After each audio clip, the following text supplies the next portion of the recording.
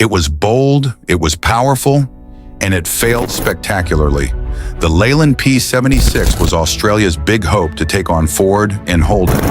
With a V8 engine, room for a 44-gallon drum, and award-winning design. But bad timing and worse quality killed its dream. Today, it's a forgotten legend. Or is it making a comeback? Stick around. The real story will surprise you. Number 7. The Holden Torana A9X wasn't just a car, it was Australia's answer to the muscle car arms race, built specifically to conquer the racetrack and the streets. Launched in 1977, the A9X package transformed the already powerful LX Torana into a race-ready beast that would go down in history. It was equipped with Holden's 5.0-litre, 308 cubic inch V8 engine delivering solid performance. But the real upgrades came in the car's structure and handling. Unlike the regular Toranas, the A9X featured a heavy-duty Salisbury rear axle, 4-wheel disc brakes, a rare and advanced feature at the time, and revised suspension geometry, making it a track weapon that could handle grueling endurance races. The steering was sharp, the braking powerful, and the chassis light and nimble. All of these upgrades were designed to give Holden an edge in the fierce Australian Touring Car Championship. Production was extremely limited, only 405 sedans, and about 100 hatchbacks were built, making it one of the rarest Holden models today. Collectors now pay astronomical sums for genuine A9X cars, especially those with racing pedigree. Some hatchbacks have fetched over $750,000 Australian dollars at auctions, reflecting their legendary status. In racing, the A9X became an icon. Peter Brock, one of Australia's greatest drivers, piloted an A9X to a crushing victory at the 1979 Bathurst 1000, finishing 6 laps ahead of the second-place car. An almost unheard-of margin. Brock even set a lap record on his final lap, a feat that sealed the A9X's reputation as one of the greatest Bathurst cars of all time. But it wasn't just speed. The A9X represented engineering innovation. The combination of lightweight, powerful V8 muscle, and endurance-focused upgrades made it dominate on circuits while still being road legal. The car's aggressive yet functional design, particularly the wide fender flares and vented bonnet, helped with cooling and aerodynamics, ensuring it could survive long, hot races. Today, the A9X holds a mythical place in Australian car culture. It's not only a valuable collector's item, but a symbol of national pride. A car that beat the odds and outperformed many international rivals on the track. Fans still celebrate the A9X at car shows, and its victories continue to inspire Australian racing legends. Whether you're a collector, a racer, or just a fan of muscle cars, the Holden Torana A9X is a car that commands respect. It's fast, rare, and undeniably cool. A true king of Australian motoring history. Number 6. The Zeta Sports is one of Australia's most unusual and rare sports cars. A tiny fiberglass roadster built in 1963 by Lightburn and Company, a company better known for making cement mixers and washing machines. Yes, really. This car was Lightburn's bold attempt to break into the Australian automotive scene, but it quickly became an oddball icon. Under the hood, or rather in the back, the Zeta Sports was powered by a modest 324 cubic centimetre 2-stroke Villiers engine, producing around 20 horsepower. That's right, this car had less power than many motorcycles. It had a top speed of about 60 miles per hour, 100 kilometers per hour, and took its time getting there. But speed wasn't really the point. The Zeta Sports was about creating an affordable, fun, open-top car for Australian drivers during the early 1960s. The car's body was made entirely from fiberglass, which kept the weight extremely low. Around 400 kilograms, 880 pounds. This lightness helped compensate for the small engine. It had a quirky front-wheel drive layout and a column-shift gearbox with 4 speeds, which was unusual for a sports car. The design was inspired by European microcars, but with an Aussie twist. Only about 28 units were ever produced, making the Zeta Sports one of Australia's rarest classic cars. Part of the reason for its limited production was its impracticality. It had no doors, requiring passengers to climb in over the sides, and the engine's buzzing 2-stroke sound wasn't exactly refined. Still, it captured the imagination of those looking for something different. An interesting story. Lightburn marketed the Zeta Sports as the car you can fix with a wrench and a screwdriver. It was supposed to be simple and easy to maintain, perfect for rural Australian conditions. However, buyers didn't quite take to the idea of driving what looked like a souped-up go-kart, especially when bigger, more powerful Holdens and Fords dominated the market. Today, surviving Zeta sports cars are extremely rare and highly collectible. Classic car enthusiasts see them as a piece of Australian automotive history, a symbol of a time when small manufacturers dared to dream big. At car shows, a Zeta Sports always draws a crowd because most people have never seen one in person. It stands as a reminder of Lightburn's ambitious but ultimately short-lived adventure into car manufacturing. If you're lucky enough to see one of the remaining Zeta Sports, you're looking at not just a car, but a fascinating piece of Aussie culture from an era of wild experimentation. Light, quirky, and full of character, the Zeta Sports might not have made a huge impact in sales, but it definitely earned its place in Australia's classic car story. Number 5. The Ford Fairlane Tanker is a nickname given to certain heavily modified Australian Fairlanes from the 1970s that were turned into high-performance highway pursuit vehicles, often by police or private security.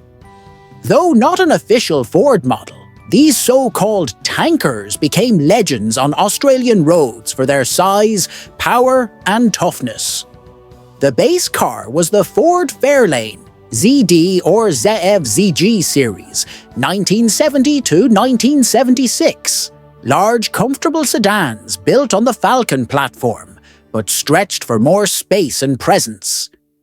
Under the hood, these cars often packed powerful 5.8-litre, 351 cubic inch V8 Cleveland engines, delivering plenty of torque and horsepower for highway cruising, or in special pursuit versions, high-speed chases. The nickname tanker came partly from their big fuel tanks and their hefty weight. These cars were like rolling fortresses compared to smaller sedans of the era. In police use, particularly in rural Australia, where distances were vast, the Fairlane tankers were ideal because of their combination of long-range fuel capacity, durability, and V8 power.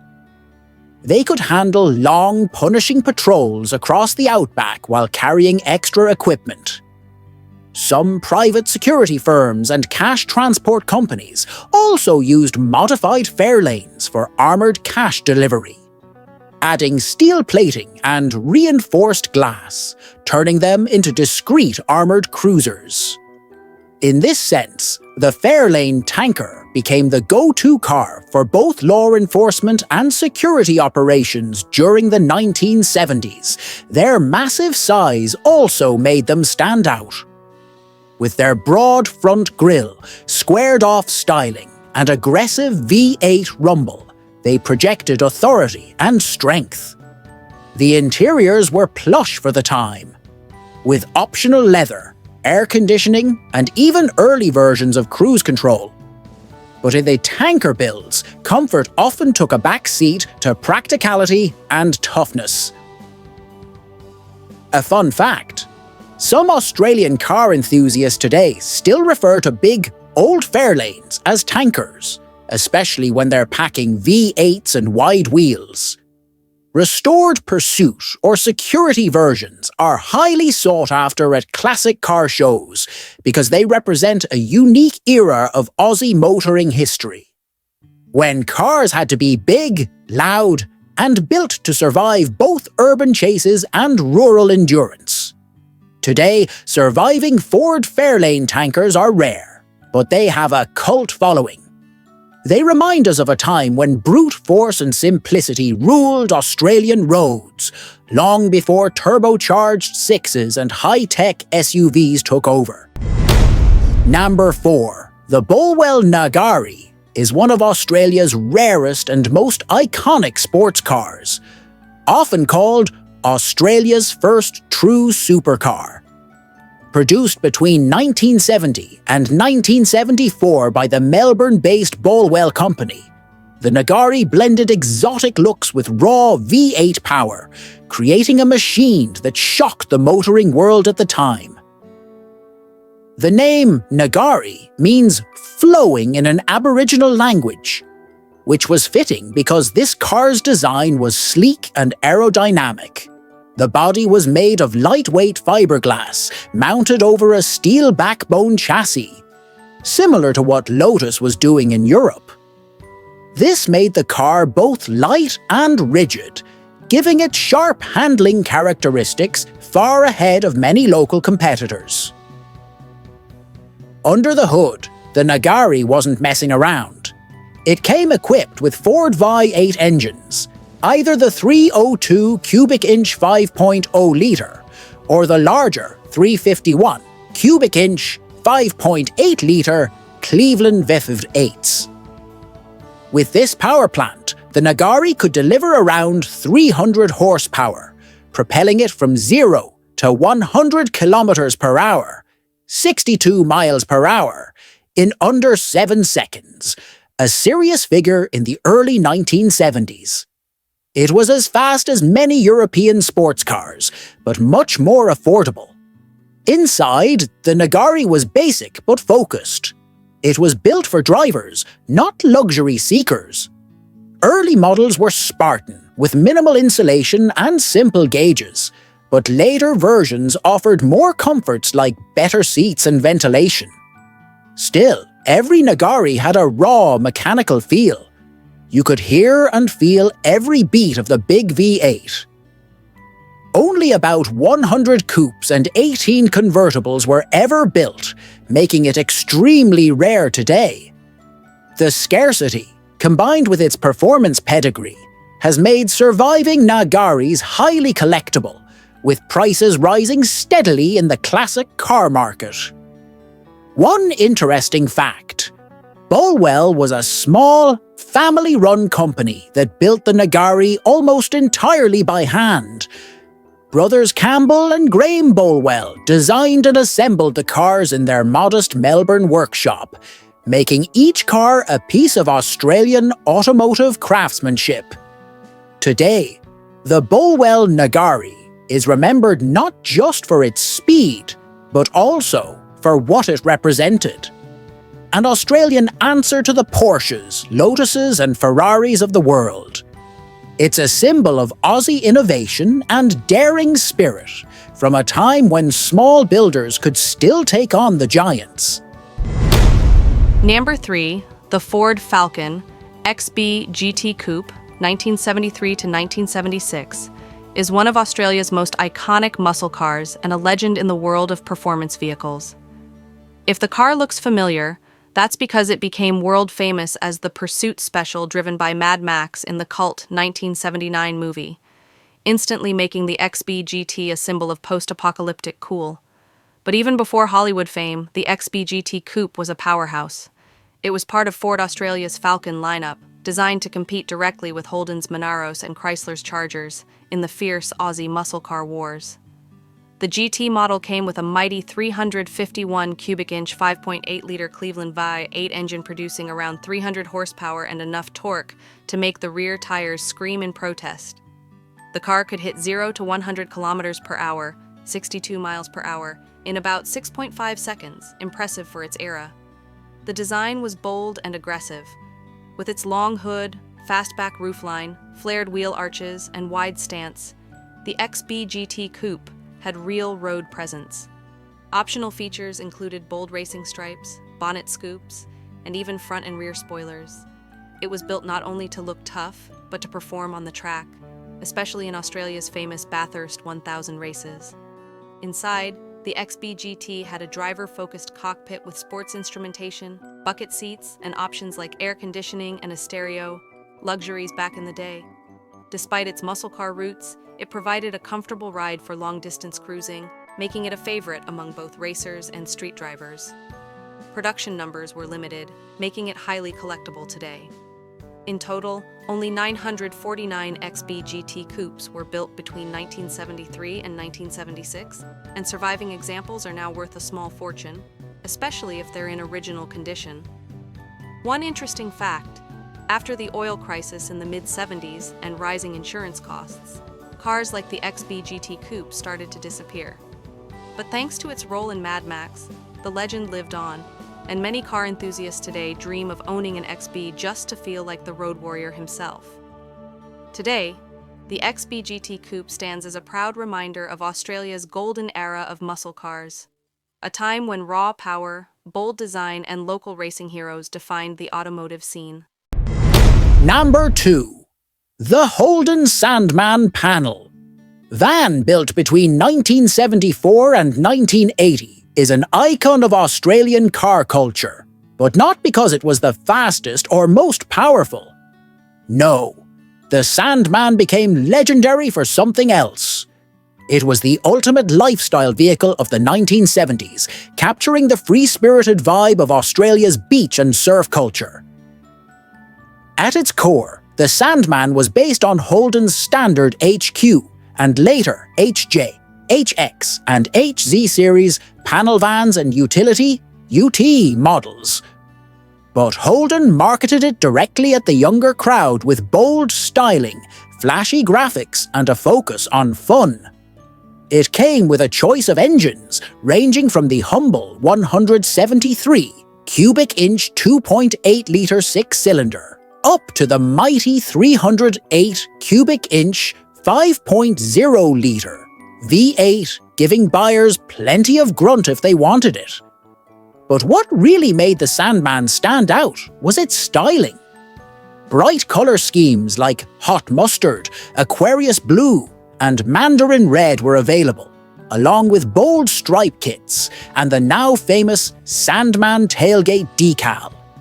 Inside, it borrowed features from the GTS muscle car range: sports dash, bucket seats, and rally wheels, giving it street cred beyond its humble van origins. More than just a car, the Sandman became a symbol of freedom and adventure.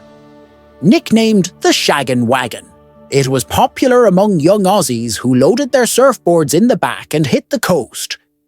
The van's spacious rear made it perfect for camping trips or more private activities, leading to its cheeky reputation. Interestingly, the Sandman also blurred the lines between work and play.